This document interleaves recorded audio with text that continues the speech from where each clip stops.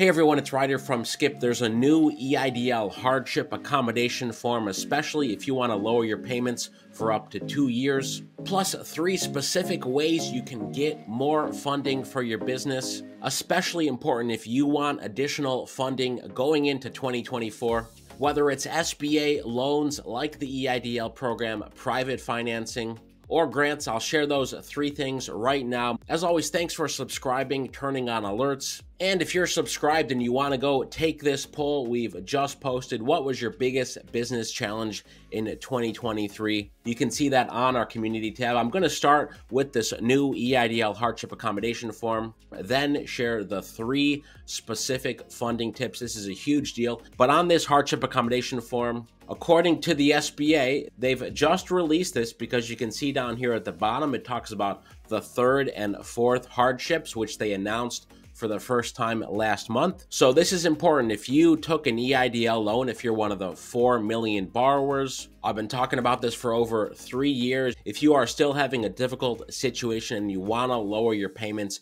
you can do that. A year ago when they started this, you could lower them for 6 months, then they extended it to a year. Now you can lower payments for up to 2 years, but here's the form you'll need. And this is the best way to stay up to date on payments so you don't default. I've talked about how the Treasury is sending tons of letters to folks who are behind on payments saying they're in default and they might get sent to collections. So this is the best way to avoid that. Fill out this form. It's fairly straightforward. Your business name and information, the status of your business, a detailed description on why you need hardship accommodation. Again, just be honest with the state of your business. The SBA understands that many businesses are still facing financial difficulties. So if that's your case, just explain that. Then there's a few other things you'll need to do on this form. I'll get to that in a second, but I want to show you tip number 1 on how to get more funding. We've just released this. If you are tracking grants on the Skip dashboard for the first time ever,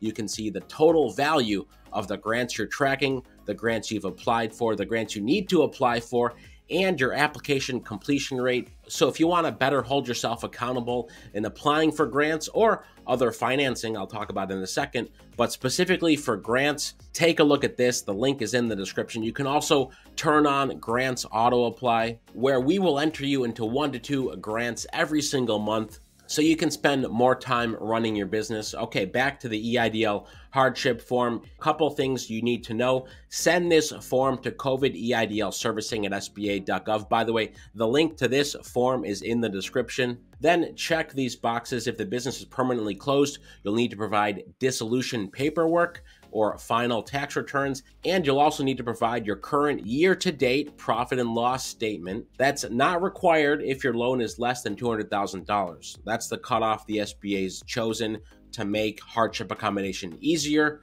for folks with 200K or less. But if you have above 200K, you will need to provide a year-to-date profit and loss. Then this is the new part on this form. Please select the applicable terms for this hardship request. If it's your first or second hardship, you're required to pay a minimum 10% of your monthly payment.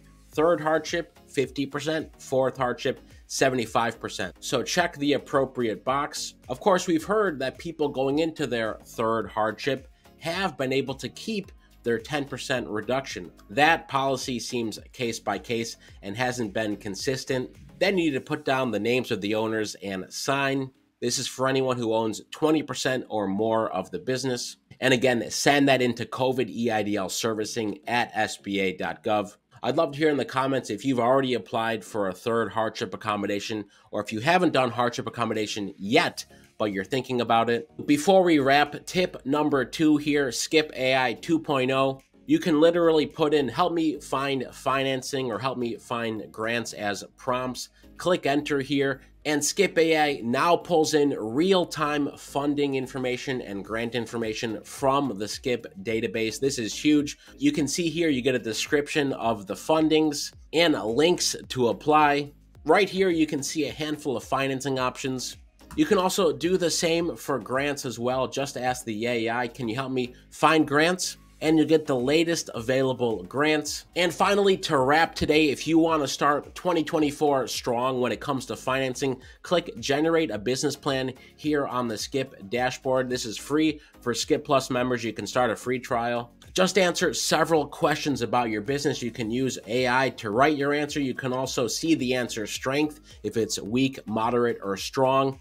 Then click Apply. Our team will complete a business plan for you that you can use going into 2024 whenever you're applying for financing and loans, and nearly all of them require that you have an up-to-date business plan. You can do this now in a few minutes. You can also apply to a bunch of other grants and fundings now available. Thanks for watching. Have a great holidays. Let me know what you're getting up to in the comments. Most importantly, stay well, stay healthy, and I'll see you in the next video.